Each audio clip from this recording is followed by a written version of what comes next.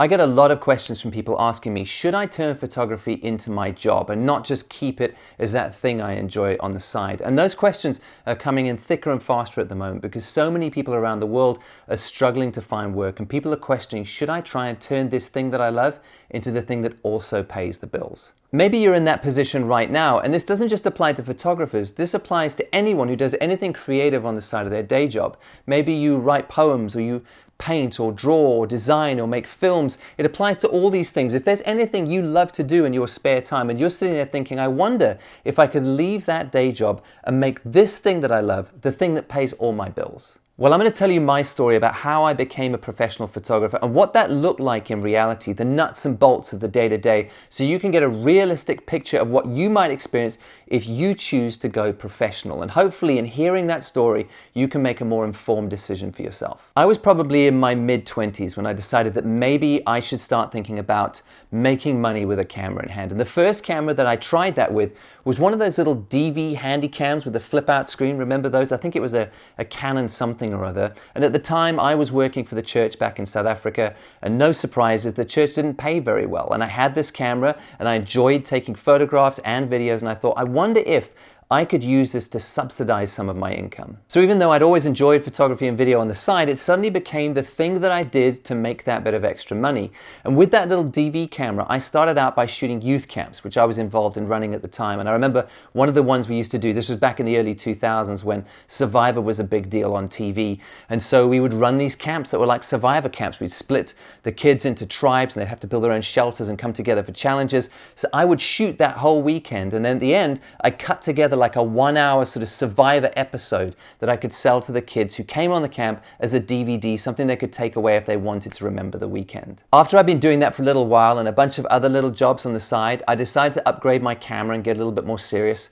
And I got the Canon XH-A1S, and I started to do corporate training videos. I had a friend who worked for a company, and he asked me to come in and film a training video for them, and then he recommended me to someone else, and they recommended me to someone else, and it slowly started to grow. These little videos on the side of basically just people sitting and talking to camera, explaining internal processes. So not very exciting, but it helped keep a little bit of money trickling in on the side, and I could grow my skills. It was around the same time that I picked up the Fuji S3500, which was kind of this silver chunky point and shoot thing with a zoom.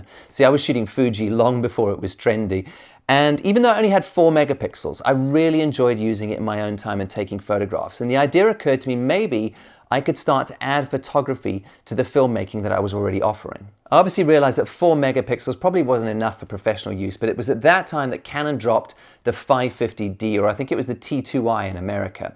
And that had 18 megapixels, so it was going to be plenty, and going from 4 to 18 was a lovely experience. So I sold off my video cameras and all my little stills cameras, and I got 2 550D bodies and 3 lenses, all went into a backpack with an extra little mic here and there. And I was then able to go around and shoot promotional videos. I could shoot weddings, I could shoot stills, portraits, I could do promotional stills for people's websites, all out of one backpack. Then at 30 years old, I lost my job with the church, and I decided I was never going to go back to church work again. And I realized that whatever career I went to next, I was going to have to start from scratch. And I remember looking at my cameras thinking, I wonder if I could take those and turn them into my day job, but being nervous that it was going to ruin it for me, that I would hate my cameras because I was relying on them to pay the bills, and it was going to get tied up with business and stop being just about art. But a friend of mine said to me, if you're going to have to start from scratch, you might as well pick something that you enjoy doing, because then you stand a chance of having your day job being something that you love. And it was those comments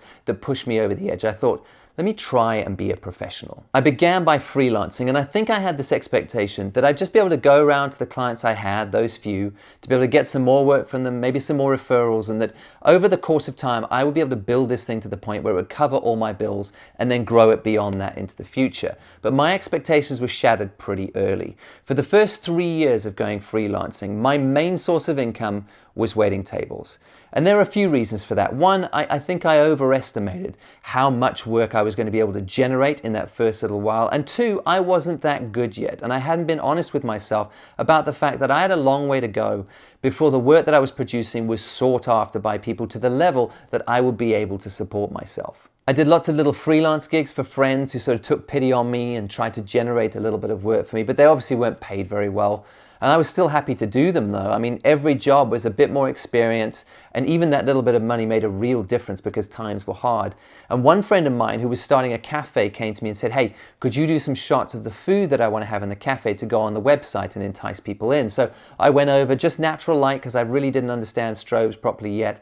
And I did the best that I could. I think I had the 550D and the Canon 50mm 1.4, and I shot it all with that. And under the circumstances, those images came out pretty well. And those were the images that got me my first full-time gig. There was a company in Cape Town who sold fancy kitchenware online. They were one of the biggest e-commerce companies in South Africa, and they wanted someone to come and do product photography and food photography for their online magazine and to shoot videos for their YouTube channel. And I applied along with a bunch of other people, but I think it was those little food photographs that I took from my friend that were now in my portfolio that put me to the top of the queue and eventually got me the job. That job was a great learning experience for me. I mean, between when I took those food photographs from my friend and I got that full-time job, I taught myself the basics of studio strobe, so I kind of knew what I was doing, but I had no idea how technical product photography can become.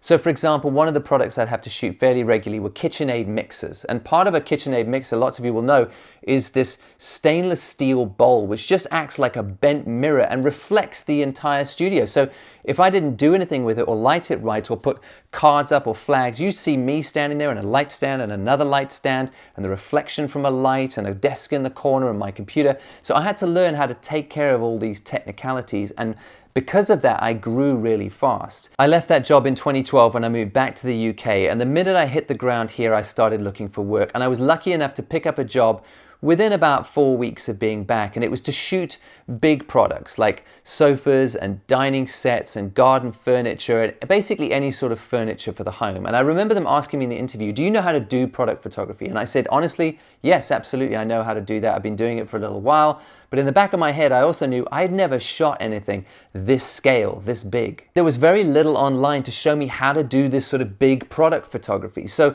I just did the best I could to teach myself the principles and came up with a plan for myself about how I was going to approach it. I had to teach myself a lot of new technical skills, like how do you shoot a shiny black leather sofa without having any specular highlights and reflections from the strobe that you're using, but that you can still see into the darkest shadows in that material? Or how do you shoot an 8-seater dining set with all those table legs and chair legs and multiple lights coming in without just creating a crisscross mess of shadows underneath? Or how do you shoot a sofa that they've only built in one color fabric, but you've got a swatch book showing you the other 20 fabrics it's eventually going to come in? You have to recolor that fabric to all those different options. I was teaching myself all this stuff by solving one problem at a time. After this job, I went to work for a consultancy firm, and my job title there was Head of Photography and Video for Europe, Middle East, and Africa. And that sounds super fancy, but the day-to-day job wasn't that fancy. I got to travel a lot, which was fun, and see a lot of different places, but most of the job was filming talking heads of businessmen in conference rooms talking about stuff I was never going to understand. I just heard words like fiscal and blockchain and liquidity a lot, so I would just make sure the framing and exposure was good, hit record, and often just zone out. In terms of photography, honestly, I didn't do very much. I did the headshots at the different offices, but when it came to the more creative photography, this was the time when Unsplash had just popped up online.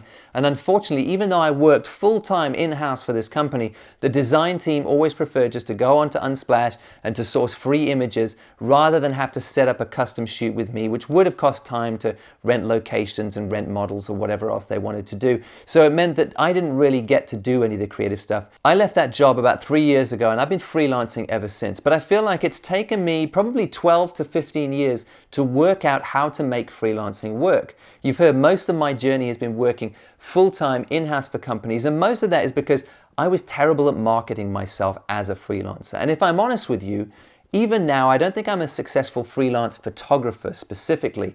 I mean, I make my money through YouTube and sponsorships and selling a book of photography every year and a bunch of things like workshops and talks and little stuff on the side. But I don't make my money because clients are constantly picking up the phone asking me to do photography for them. It's kind of a code that I've never managed to crack properly. Regardless of how I got here though, or what freelancing looks like specifically for me, I know how lucky I am to be here, to be able to shoot these days whatever I want to shoot and to be able to pay the bills doing it. That is a massive privilege. So that's my story, but let's talk about you. And if you'll allow me a little bit of didactic dualism here, I think you can think about your photography or whatever art form it is you do in one of two ways. It can either be an occupation or a vocation, or some combination of the two. Let's start with occupation. You may have decided that you want to turn this thing into your job, and I wish you the very best of luck. In the long run, it's worked out for me, and I hope it works out for you. But I want to be honest with you about what the day-to-day looks like so you don't go in naively. And the honest truth is, as honestly as I can give it to you, is that it was often not very creatively fulfilling to work as a photographer. That even the camera, when I was holding it in my hand, I stopped being excited about it and it became just another tool in my head. I looked at it the same way a plumber looks at his plunger. I'll give you an example of what working as a photographer actually looked like. I would have to wake up early in the morning to go and pick up my assistant at her house. We would then have to drive 3 or 4 hours across the country to get to a warehouse in time for them opening. We would then ask to sort of be shown a cleanish corner of the warehouse, and it often wasn't very clean. I'd then have to unpack light bags out of my car and stands and paper backdrop rolls and bounce boards and whatever we could fit in there. That wasn't very much, but we had to kind of make it work. And then we would spend the day unwrapping sofas and having to carry them over onto the paper. We'd have to try and slip our shoes off before we got onto the paper so we didn't make it disgusting and dirty, although that was always a losing game. It would always be filthy by the end of the day.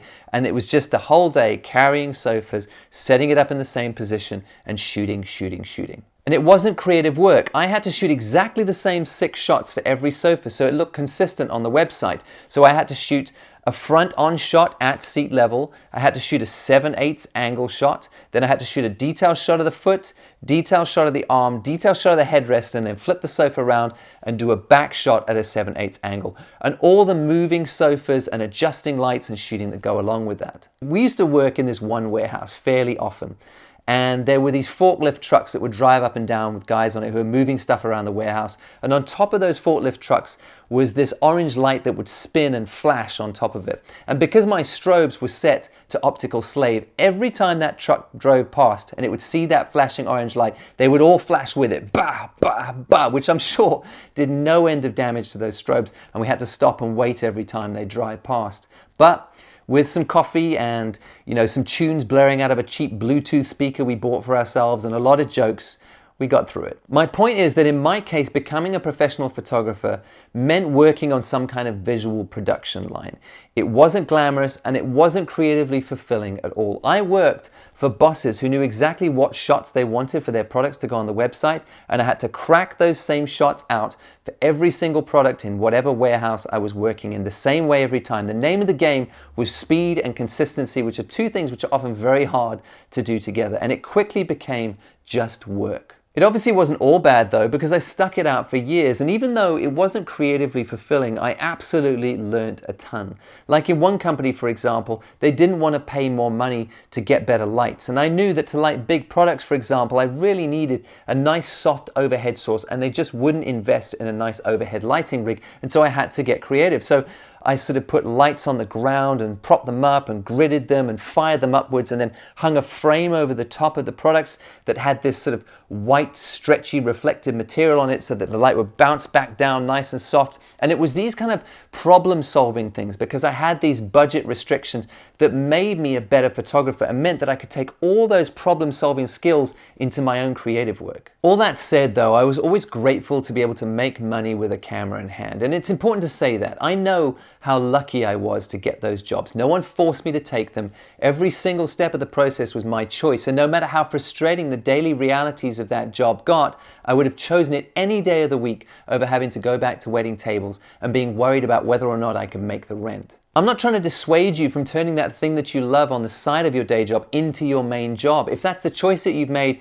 I wish you the very best and I hope it works out for you. The reason I'm telling you this stuff is so that you can hear what it might look like in reality, what it did look like in my case, so that you're ready for it, you can anticipate it, and you know how to deal with it when it comes. The cons are that there are going to be times you feel like you lose control of your own photography. You're working for other people, you're serving them, and they might direct you to do bad work, and that always sucks. You can't be the prima donna artist in that situation though. You're there to do a job and to serve a company, and you have to get on with it if you want to keep your job. That's just how it works. And you're going to do work you're not necessarily proud of. I mean, in 10 years of full-time in-house work with different companies, I don't have a single image from that time that lives in my portfolio, and that probably says something. The pros are, though, that you're going to learn a ton, both about photography as you problem solve all those little things that come up every day and you have to work within constraints, but also about working with other people, with bosses and with clients and with marketing teams, all of you together to serve the company's broader purpose, not just your own expression and creativity. And that's a useful skill to have in the long run.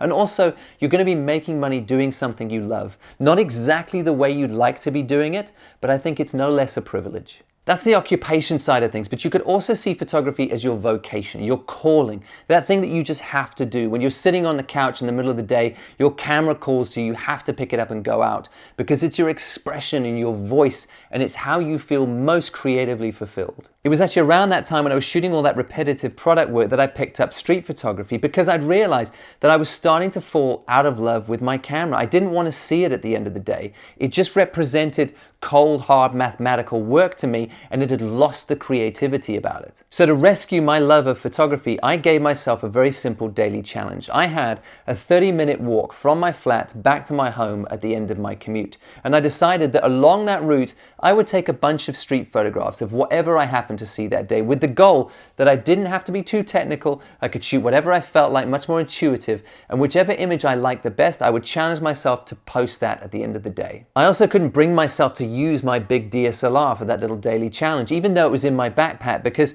it was just a tool now and I'd fallen out of love with it. So just to reinvigorate photography from the ground up, I used to take out my little, I think it was an iPhone 6, and I would just snap shots along the way. Not technically, I wouldn't worry about tweaking exposure. I would just snap, snap, snap, snap, as intuitively as I could, pure creativity. And at the end of the day, I'd pick the best one, edit it up, and post it online. And that simple act of doing that rescued my love of photography.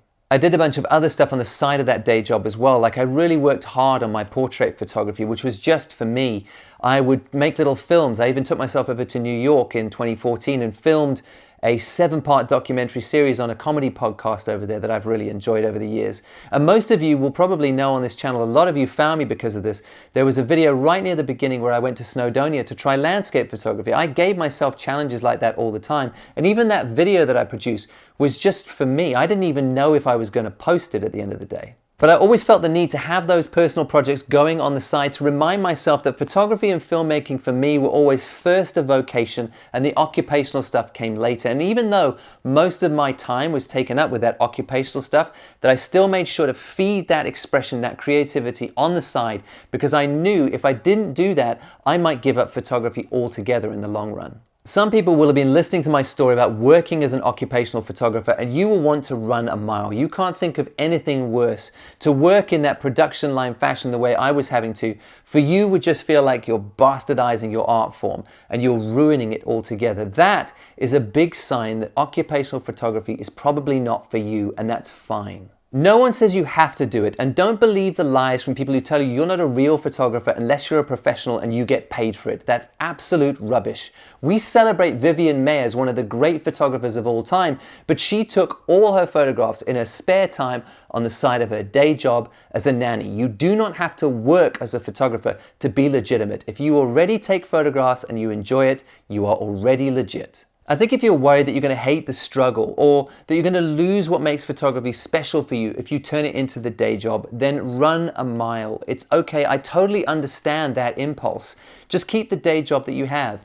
Do photography on the side that you care about, that you have creative control over, and it's pure expression for you. That's an absolutely legit route to go. And you even heard me say that even though I've worked for years in lots of full-time contexts as a professional photographer, I still needed to be doing that, working on my own photography on the side to protect my love of this art form. So you have to weigh it up for yourself. If you choose to keep your day job and just keep photography on the side for yourself, the cons are going to be that you might not have as much time to give to photography as you'd like because you have a day job to take care of. You aren't going to have a boss who's pushing you to do new things with photography or to work hard or work longer hours or work at your photography more. You're going to have to be your own self-discipline. It's only for you on the side. So you're going to have to make sure you're always learning and pushing yourself and teaching yourself new tricks and taking yourself to new places with your art form. But the pros are that it's all yours. You are your own boss. You can point your camera at whatever you want to. You can take whatever road you want. Teach yourselves whatever tricks you want to. You can say whatever you want to say with your camera. You can make a mess with your work just because you know you'll learn something from it. And you can protect photography as your own creative expression.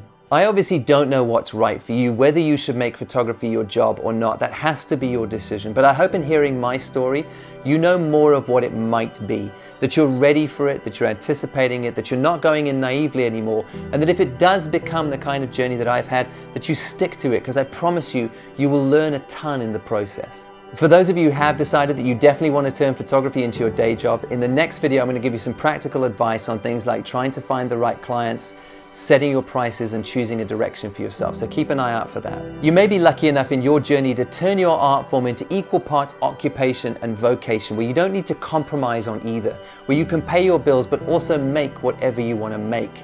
And I'm happy to say that after 15 years, I've managed to hit that sweet spot, at least for now, but it has taken me that long. And I hope you get to that place as well. And I hope you get there faster than I did. But know this, it probably will take you a while. But in the meantime, whichever way you decide to go, guard your motivation. Make sure you're constantly feeding your own expression on the side of whatever you do, and be patient with yourself. And if you do decide to go full time, go in with your eyes open, knowing what that could look like, ready for whatever challenges come and looking for opportunities to grow. I wish you the very best of luck.